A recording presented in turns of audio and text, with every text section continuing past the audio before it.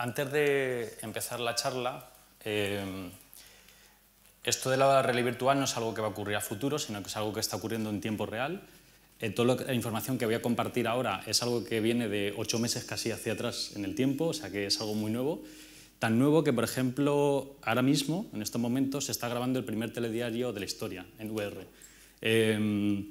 ¿Por qué? Porque todo el mundo que prueba esta tecnología la quiere incorporar inmediatamente a su negocio, a su medio, etc. ¿No? Es una anomalía de mercado que la vamos a analizar ahora, y como esta anomalía que es la VR es la primera de muchas anomalías que vienen, en las que grandes marcas están perdiendo el poder a costa de inventores o gente muy humilde, como hablábamos antes, que están en pequeños garajes, en pequeños lugares, pero con grandes ideas, ¿no? Entonces, esto es una de ellas. Entonces, bueno, empezamos. Apunto ahí, ¿no? Así. Primero vamos a hacer un repaso rápido qué es esta realidad virtual nueva que viene, para que lo comprendamos un poco. No sé si habéis probado alguien este dispositivo, no sé, ¿vale? La VR empieza de aquí hacia arriba, ¿vale? Todo lo que hemos probado antes de cartón y tal, eso está bien, pero realmente el efecto inmersivo realmente empieza aquí, y ahora os comentaré un poco en qué consiste. La realidad virtual realmente es algo que, resumido, es algo así, ¿vale? O sea, es la película de Mary Poppins. ¿Os acordáis cuando se mete en el cuadro? Pues es eso, o sea, es tal cual. O sea, yo de hecho cuando vi Mary Poppins, que a mí me encanta esta película, yo decía, yo quiero estar ahí, o sea, yo quiero ir a ese lugar que, joder, que tiene una colina, quiero ver qué hay detrás de la colina, que hay un tío vivo. Y un poco ese es el sueño con el que jugaba, ¿no? Mary Poppins realmente. Entonces eso el ser humano lo ha buscado siempre, desde hace siglos, ¿no? Que es el romper la barrera con el contenido. O sea, siempre hemos visto, pues, en este caso, por ejemplo, cuadros, ¿no? Que nos decían esto es muy apetecible, pero no te puedes pasear por ahí, ¿no? O sea, ahí te quedas en tu mundo físico. Entonces, ¿qué pasa? Que realmente el ser humano siempre ha intentado, de alguna forma, romper esa separación que hay entre yo soy el espectador y ahí tengo una televisión, tengo un cuadro, tengo un libro, pero hay una barrera, ¿no? Hay una barrera para bien y para mal, porque también es una barrera de seguridad, porque te estás viendo una película de miedo y tienes esa separación, ¿no? Con el contenido. Eso es bueno. Entonces, bueno, desde hace décadas, o siglos en este caso, ya se empezaron a hacer inventos, ¿no? Como por ejemplo en las fotos estereoscópicas, que lo que hacían era dos fotos que tenía hechas por dos cámaras separadas por unos centímetros, y con este visor lo que hacías era ver una especie de 3D, o sea, era Avatar de la época, podemos decir, ¿no? Entonces, bueno, eso era una forma de entrar dentro de ese contenido, ¿no? Y entonces, bueno, pues ya se iban haciendo experimentos, y luego hubo un intento, que es el que recordaremos muchos, que es el intento fracasado de los 80, ¿vale? Que si habéis estado en la Expo 92, yo estuve pequeñito en la Expo 92, había unas colas enormes, y podías probar VR de este tipo, ¿no? Como muy futurista, pero realmente falló por estos dos parámetros que vamos a ver ahora. El primero era por el coste, porque eran auténticas locuras, o sea, requería ordenadores muy, muy potentes, que era solo al alcance de grandes empresas o universidades. Y el segundo era el delay, ¿vale? Que esta era la barrera física, tecnológica, que nunca se llegó a solucionar. ¿Qué es el delay? El delay era cuando yo me ponía aquellos cascos gigantes, enormes, llenos de cables, y entonces había un mundo virtual, más o menos, muy Tron, podríamos decir, en el que yo, al mover la cabeza, ese mundo virtual siempre tardaba un segundo en reaccionar. ¿Qué quiere decir eso? Que el cerebro no se engaña. La realidad virtual no es visual, no es de los ojos, va del cerebro, realmente.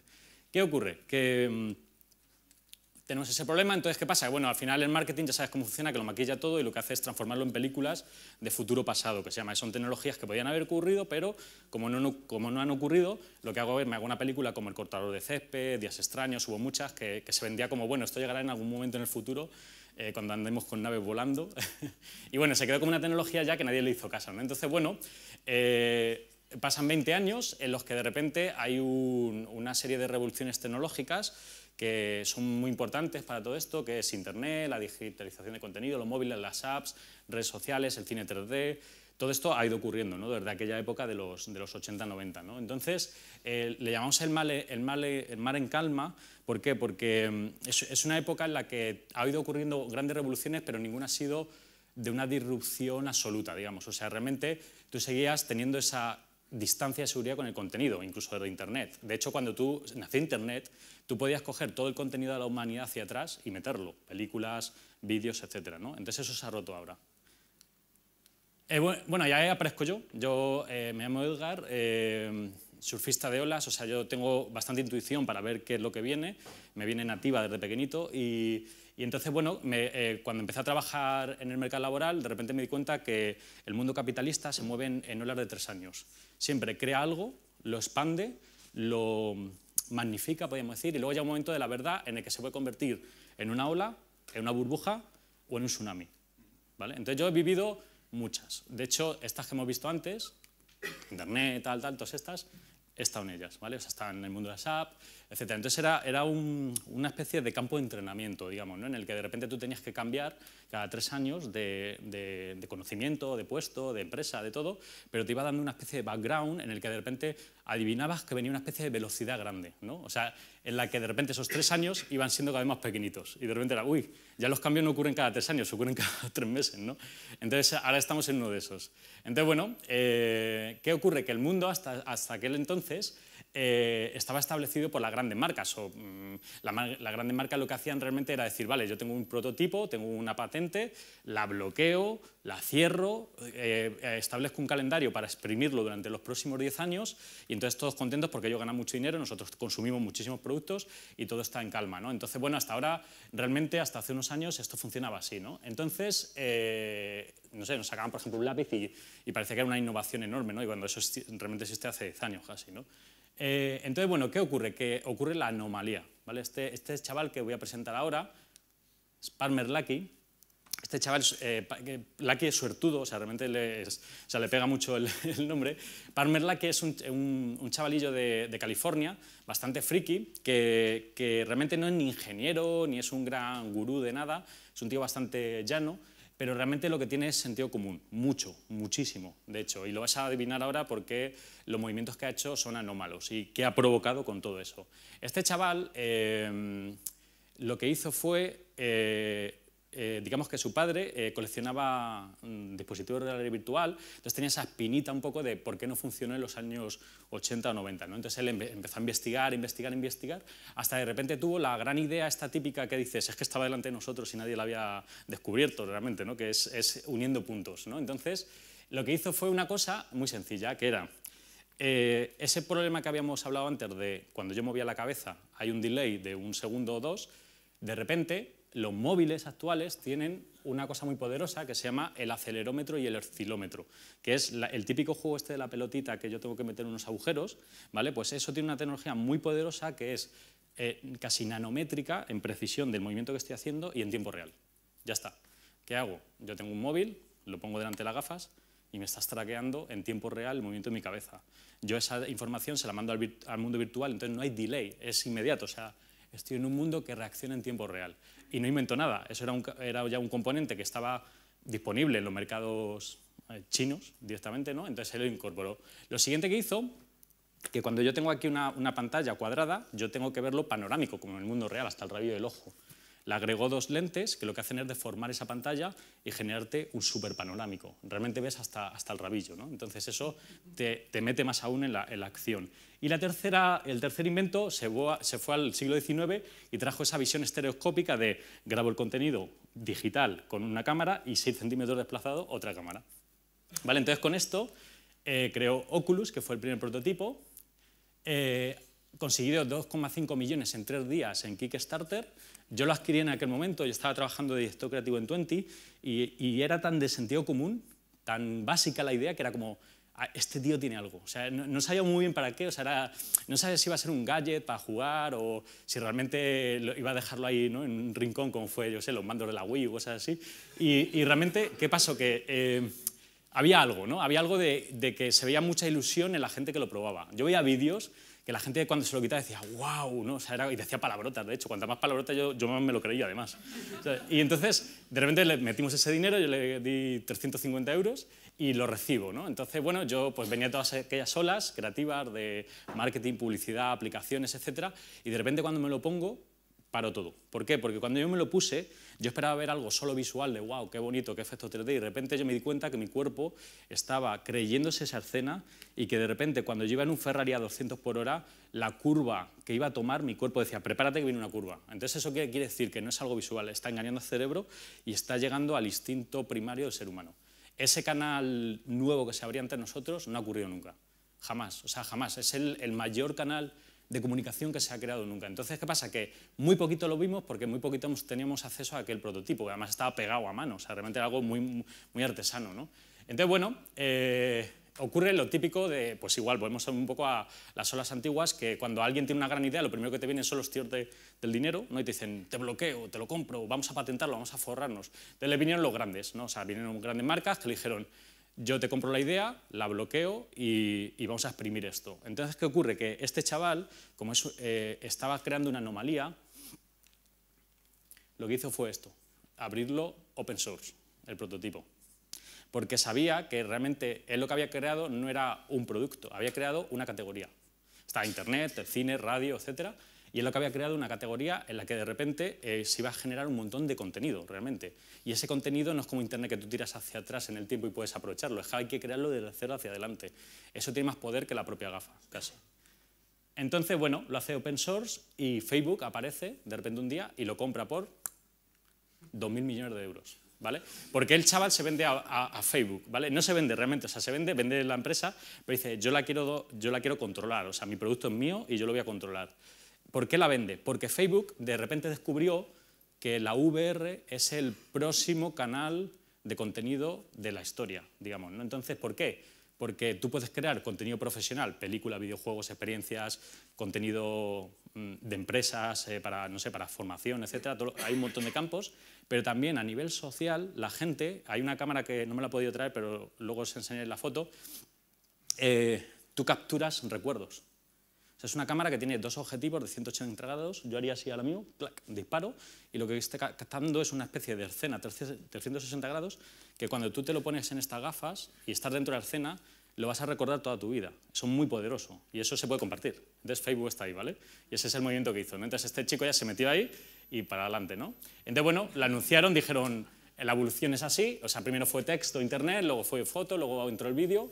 Siguiente paso, la inmersión absoluta en mundos compartidos, virtuales o creados ad hoc, ¿no? Entonces, bueno, el chaval se hace rico, aparece en Forbes y ocurre la bomba nuclear, ¿vale? Cuando tú abres un open source, todas las marcas lo primero que hicieron fue, ¿cómo está hecho esto? Esto es plástico, esto no tiene nada, esto realmente fabricarlo son 20 euros, como mucho, o poco más. Pues, ¿qué ocurre? De repente invierten en los últimos 8 o 10 meses 3,7 billones en I+D para generar todas las marcas, prácticamente se han metido todas, su propia tecnología con el mismo sistema que el chaval. Lo que había creado realmente era un estándar, ¿no?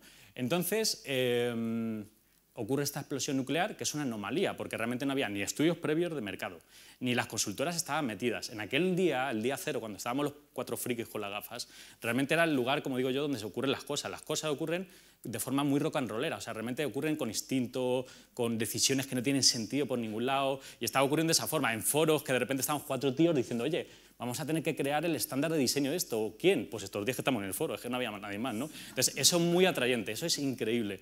Eso, vivirlo, o sea, os lo recomiendo, o sea, vivirlo alguna vez en el nacimiento de una tecnología, porque es derrapar, llegar a la cama derrapando, ¿no? Porque dices, de repente, hemos inventado hoy, por ejemplo, el primer telediario inmersivo, o sea, pues no sé, yo algún día creo que eso se lo contaré a mi hijo, ¿no? Le diré, oye, el primer contenido inmersivo lo hicimos de suerte, ¿no? Casi, ¿no? Porque no.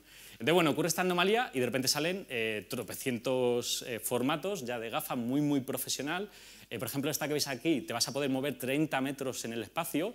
Entonces, ¿qué pasa? Que la carrera se ha disparado. Y entonces, las grandes marcas, en vez de invertir en departamentos de I+D internos, lo que se han liado es a comprar empresas como las de Chavalillo, estas de garaje, por todos lados. Entonces, de repente está viendo unas informaciones, unas noticias que vemos en la prensa, en los blogs, que son auténticas locuras. O sea, por ejemplo, Disney adquiriendo empresas por 100 millones y no se está hablando de nada, porque hasta que no pruebas esto, no lo entiendes. Es que la anomalía viene por ahí, porque este formato, hasta que no lo pruebas bien, no una cardboard de estas de cartón, sino bien, un formato bien, cuando lo pruebas, el mundo cambia. De hecho, nosotros cuando vamos a reuniones o estamos ya lanzados, ¿no? Un poco en esta ola, es muy curioso porque siempre ocurre el mismo formato.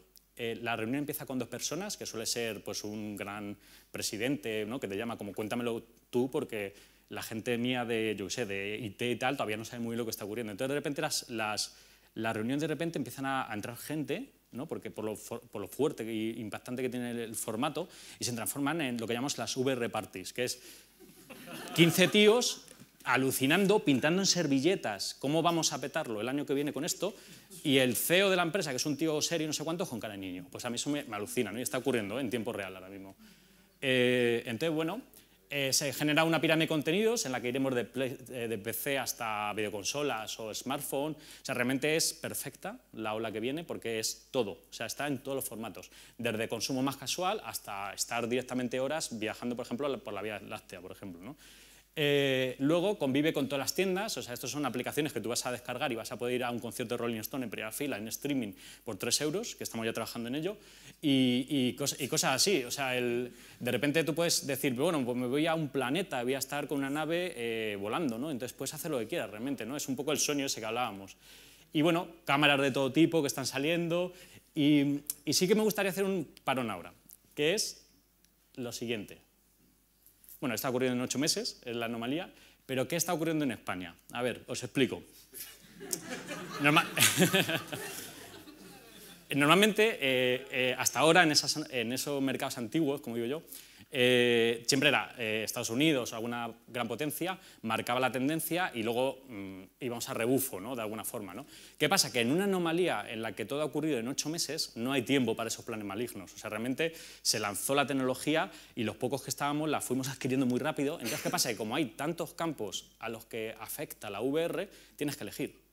O sea, no vale decir disparo a todo. Entonces, ¿qué pasa? Que los americanos lo que hicieron es ir a las patentes, ir a las gafas, a las cámaras, a patento esto, tal, tal, tal. Entonces, en España lo que hacíamos era, tengo una gafa, tengo una cámara, tengo software que edita, vamos a crear contenido, ¿no? Entonces, ¿qué pasa? Que de repente, empieza a conocer gente de aquí de España que había visto aquella ola hace 2 años y estaban todos preparándose. Entonces, empezamos a coordinarnos de una forma anómala también. En vez de estar en lobbies o estar en asociaciones o cosas así, lo que hicimos era crear un grupo de WhatsApp que se llama V-Revolution, donde está toda la información de punto a punto del planeta cociéndose aquí, todo. O sea, noticias, inventos, porque estamos hablando de que cuando dormimos y nos levantamos hay 300 mensajes de información. ¿Por qué? Porque la velocidad que ha adquirido esto ya no es de 3 años como las horas anteriores, sino que está adquiriendo una velocidad en la que 2 meses de la VR son 2 años de Internet. Entonces, ¿qué pasa? Que es la mayor anomalía que yo he vivido en todas aquellas olas anteriores y esto realmente, yo estoy convencido realmente que estamos ante un tsunami. O sea, por ejemplo, fijaros, ¿no? O sea, mediáticamente cualquier cosa que haces es la primera D, y es todo como un mar en calma en el que hay que crear todo desde cero, ¿no? Entonces, muy divertido, ¿no? Y bueno, ya es algo mainstream casi, ¿no? Entonces, bueno, os animo a que lo investiguéis, que realmente lo probéis, sobre todo, o sea, que entendáis el concepto de lo que se nos viene encima y que realmente esto, bueno, yo tengo siempre un cierre, que realmente esto no va a hacer nada malo a la gente. Esto realmente va a ser algo que, como Internet, saldrá, lo consumirás y luego tendrás tus 2 horas de VR de evasión, pero luego volverás al mundo real a tomarte unas cañas con los colegas. O sea, no os asustéis, o sea, el mundo sigue, ¿vale? Muy bien.